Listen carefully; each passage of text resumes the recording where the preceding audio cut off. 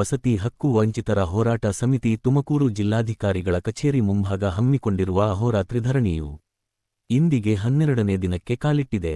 ಏನೇ ಆಗಲಿ ನಮ್ಮ ಹಕ್ಕುಗಳನ್ನು ಪಡೆದುಕೊಂಡು ಹೋಗುವವರೆಗೂ ಬಿಸಿಲು, ಮಳೆ, ಸಿಡಿಲು, ಚಳಿ, ಬಿರುಗಾಳಿ ಯಾವುದಕ್ಕೂ ಲೆಕ್ಕಿಸದೆ ಪಟ್ಟು ಹಿಡಿದು ಕುಳಿತಿದ್ದಾರೆ.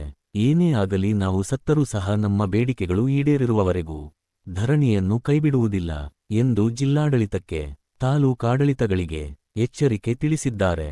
ಏನೇ ಮಾಡಿ ಒಳ್ಳೆಯದನ್ನೇ ಮಾಡಿ ಮಾಡುತ್ತಲೇ ಇರಿ. ಭೂಮಿ ಮತ್ತು ವಸತಿ ಹಕ್ಕು ವಂಚಿತರ ಹೋರಾಟ ಸಮಿತಿ ತುಮಕೂರು ಜಿಲ್ಲೆ